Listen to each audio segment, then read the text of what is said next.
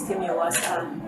I'm a singer, a songwriter, a multi-instrumentalist, a visual artist, poet. Yeah, basically. That's all you need to know.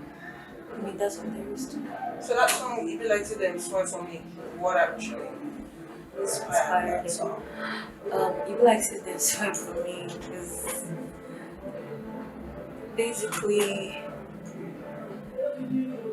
I feel like it's self-explanatory because I mean, I don't know how you're a Nigerian and you don't feel like it's safe here because I don't know how you can be so detached from what's happening in the system that you don't feel cursed because there are functioning societies out there and you're just here where everything is designed to kill you.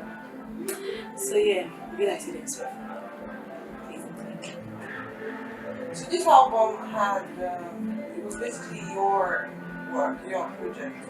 And like many of us know, you were signed to YBNL, I think 2017, 2016. 2016, 4 years ago. Are you still with YBNL?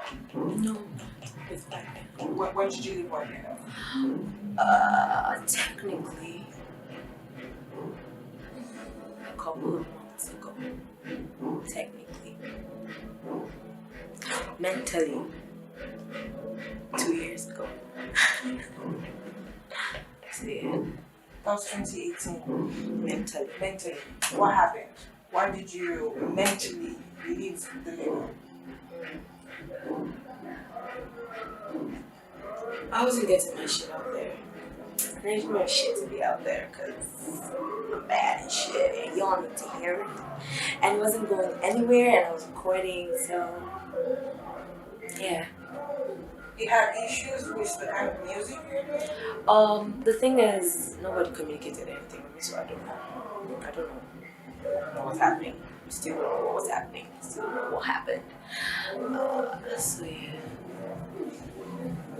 So what was the relationship like those 2 years? Let's just talk from Actually, the relationship was pretty good on a personal level. I had a very good relationship with everyone on a personal level. The business level though. Niggas don't think I'm shit and I'm the shit. So I'm not disparate. Because if I'm not, I will regardless. That emotion, the day you mentally left the label, did you let that emotion follow you through the next 2 years? No, there was still a part of my mind that was hoping that I'd prove myself. Don't ever do that. Yeah. Prove yourself what? How? Why do you? First off, there's so many things that come into play as far as I'm concerned. There's the default your girl, which automatically means that the one woman position you're occupying is based on the diversity thinking where you're the token black person in an all-white cast. And it seems fun at first until you realize that that's literally all you are. And having to continuously prove yourself is draining. I don't think anybody should go through that. Having to doubt your self-worth because you're doing shit and it's not getting out there is draining. Having to hold back from saying things. Having to try to be diplomatic because you don't want to offend people that obviously have no issues with hurting you. Because I was hurt on a very personal level. My music is not business for me. It just happens to be a career path. My music is everything I am, and to be unable to release music for a while, it took a part of my soul. I found it so hard to listen to music. I got triggered by music. Music became a trigger point for me. Music didn't feel like a safe space anymore. And that's literally all I've had all my life because you're living with depression and you have an outlet. Sometimes that's the only thing that keeps you sane. That's the only thing that keeps you alive. And it feels like that was taken from me without explanation because patriarchy FC. Because as far as I'm concerned, it was that way because I'm a woman. And female artists literally had to prove themselves continuously to even get half as far as the average male artist. I mean, if you get into a setting and men are trying to get other men's attention, just a couple of babatwali and you're good to go. But if you're a woman, you have to prove that you can dress. You have to prove that you can actually sing. You have to prove that you're worthy of a position that men occupy by default. And continuously having to prove yourself is draining. And I don't ever want to be in that position again. And I just think it's unfair. Like, I recorded with 2 albums, and I was told to record them and they were never released. I need explanations. If you need an explanation, I need an apology. Please let me know why the fuck you did that. Because I literally came to Lagos because of YBNL. I trusted my life into the hands of this label, and you can't come into my life telling me this is a family and then, well, Nigerian families are dysfunctional, so it is a family. So yeah. Which did he actually? I don't know if I'm allowed to reveal all the details of the contract because of the legal whatever. But I was signed for a couple of years. And How many years? 5. And I only released projects for 2 years. So imagine being signed to a label and you're recording and trying to get your shit out there. Another artist comes and they do shit for them and you're like, okay, everybody deserves a seat at the table. Another one comes, everybody deserves a seat at the table. Another one, then another one, and you're like, hi, hello, I'm over here, look at me. Nah. It's messed up. Former co-signed artists on the label. How's the relationship? Oh, I'm good with them. I'm good with everybody. I'm actually good with Olamide too. I just had an explanation. Or an apology. Or something. Like, just say something. Because I don't think you do that to people. I don't live life from a capitalist mindset. I don't see, and I understand that people see things differently, but even if you're not going to do something anymore, I think you should at least explain so that somebody doesn't sit in their house crying for 2 years, bruh. 2 fucking years. Literally sit in my house depressed and crying and got addicted to a lot of shit because I was trying to get my shit together. These are things I don't necessarily have issues with talking about because I know a lot of people that battle with addiction. I know a lot of people that battle with a lot of shit, and as much as people try to bury things and pretend as if the elephant in the room is non-existent, we all know it's there, and I'm not going to live my life being quiet and doing all that. Well, people say talk. I need you all to talk. Fucking say shit. Whatever you say, as long as you're talking about me, I'm good with it. Some labels will give you a house, they'll give you a car, they'll give you all of those. Those years you were signed to them, was any of that provided? For the first couple of years, I stayed with the label. And then in 2018, they got me my place. And it felt like, oh, now that you've gotten me a place, we might at least do something. But they got me my place and I was just there. So it almost felt like that was all I was entitled to. It almost felt like all I deserved was sitting in the house and recording my shit and listening to it myself. I was on the YBNL Mafia album. I need to talk about that shit because it hurt her. And they put my face on the wall.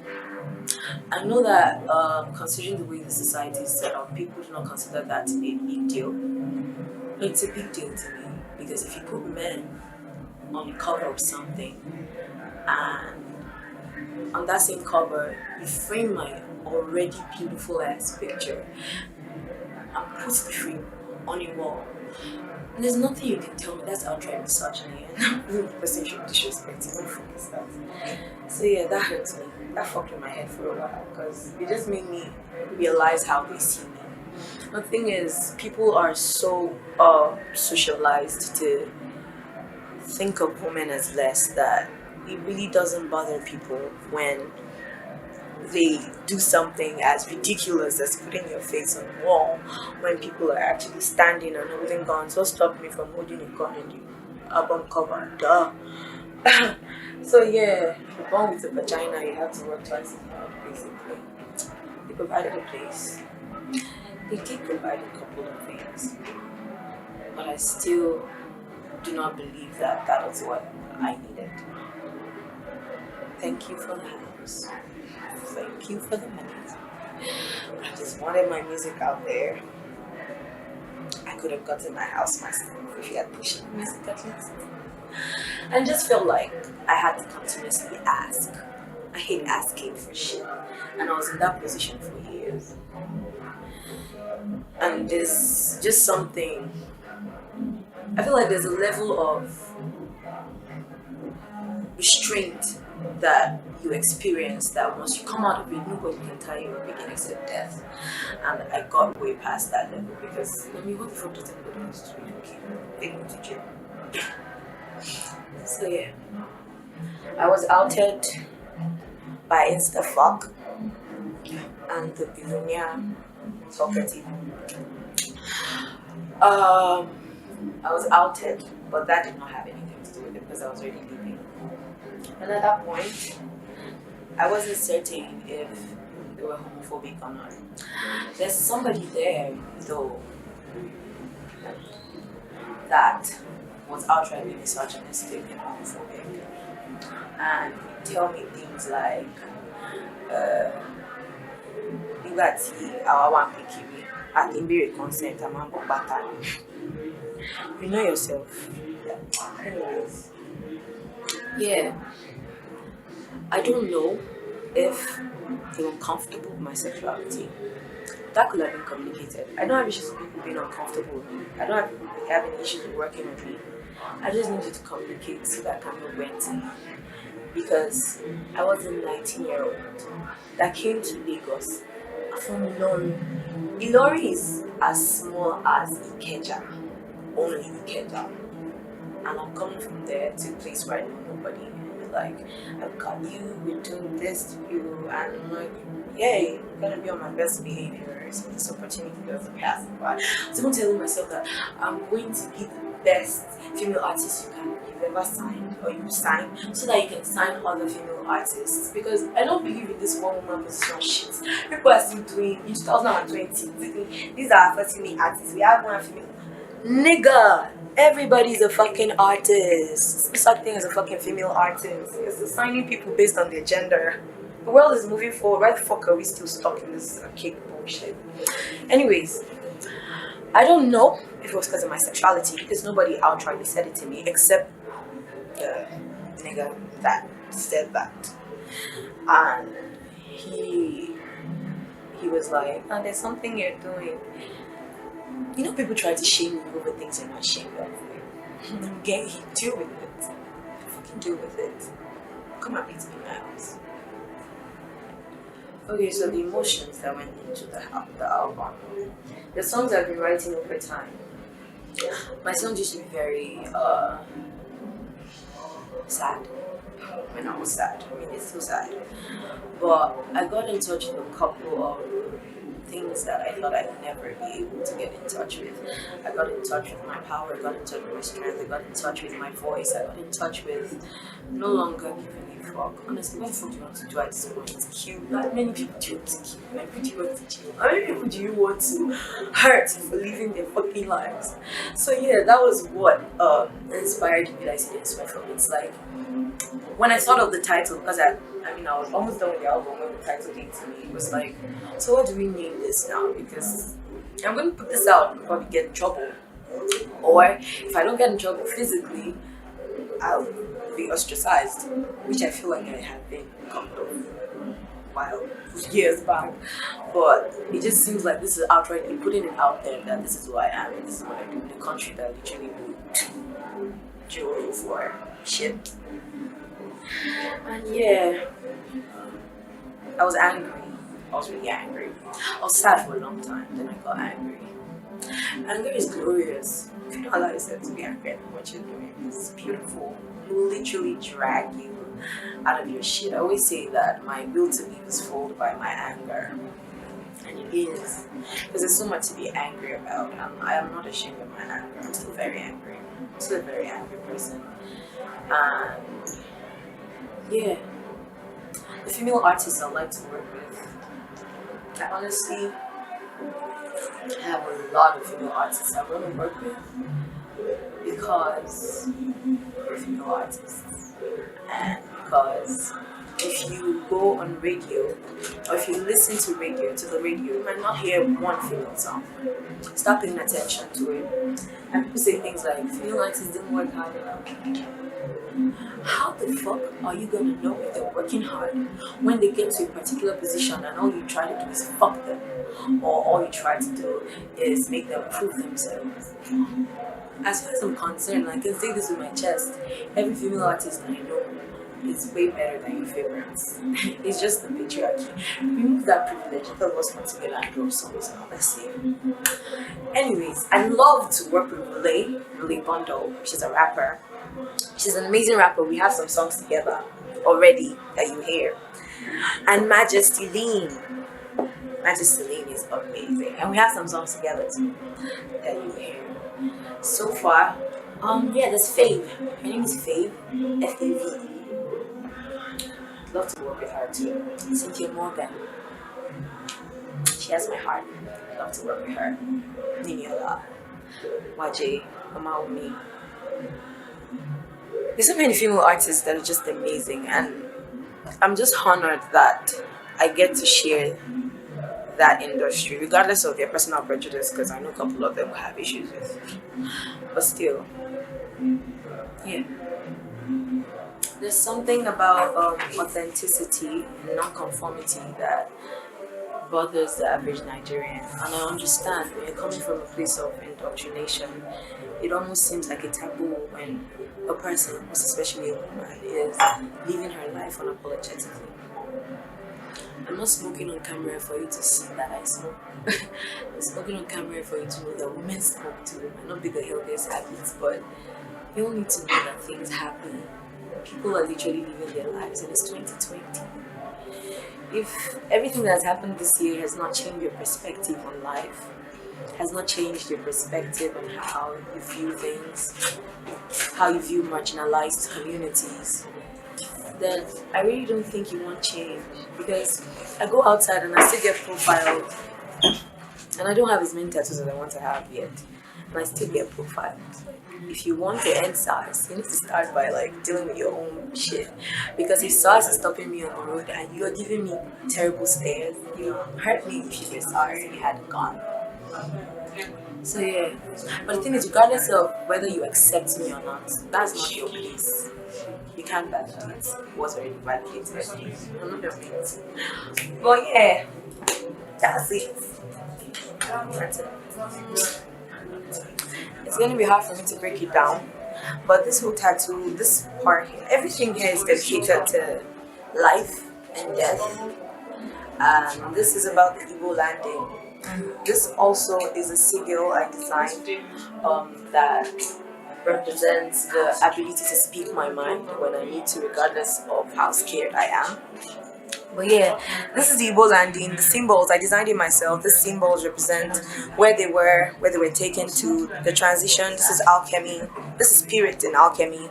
The transition into the spirit. I have a circuit board that has is it 13 circuits? Not certain anymore, I need to count it. But yeah, those are the number of people that were, bodies that were found during the Igbo landing. This is spirit in Morse code. This is fire. This is fire because I'm a fire sign. This binary code is it's supposed to be free. It's supposed to spell free, but I removed one number, so when you put it into computer, it gives you an error code. Because at that moment I didn't feel free, but I'm going to complete it now. And this is a dead tree, a dead forest, connected to a graveyard, because the relationship between life and death. This says "Wade in the Water," and it's one of my songs, and it's also what they believed that people were chanting when they were going to kill themselves in the water during the Igbo landing. This is in Silidi, the old Igbo system of writing. I'm sorry, I have to think for Igbo history. That's it. And this is 369. Scientist Nikola Tesla believed that 369 are the numbers of the universe, and I always had a thing for 369. The scars are self-harm scars, and I tried to be very open about them because while I was growing up and I was hurting myself, I didn't know if any other person in the world actually did that, because I literally just needed to take the pain away. And I've grown up, I've met a lot of people with self-harm scars, and I'm fucking proud of you if you've gone through that shit, because it's hard. And if you're still going through it, I don't know if it's going to be better, but just take it one day at a time. So yeah, that's the story of the scars. I have a lot of scars everywhere. Okay, so I've lived with depression for a long time. I've lived with a couple of mental health issues for a long time. So the triggers actually. I don't know if I'm ready to go into detail, but it's all based on sexual abuse. I've sexually abused a couple of times in my life, and I've been told a lot of times not to talk about it. Because Nigerian families have so many dirty secrets, and you're hurting people. Stop it. Fucking stop it. Because the thing is, you're gonna leave a lot of broken people. We're so many broken adults walking around and just trying to cover up our scars. And I'm done with that shit though. There's nothing you want to know about me that it's not going to be out there for you to know. So yeah, I've been sexually abused a couple of times in my life. I mean a couple of times, a couple of times. Family members, friends, strangers. What age? Started when I was 8. The first time I was sexually abused, I was 8. By my neighbors, who still fucking follow me on Instagram. What are you doing on my fucking Instagram? I'm to call you out. Anyways, yeah, abused by an ex who I need to talk about, called me out on Twitter. And it's wild how abusers actually tend to play the victim. The thing is, if I do something terrible, I do it with my chest, and if I'm going to apologize, I apologize with my chest. But I've met people who have left scars in my heart and that I had to heal from, and I'm still healing. I don't know if I'll heal till I die, but one thing I'll tell you is, whether I heal or not, I'm gonna fuck shit up. So yeah.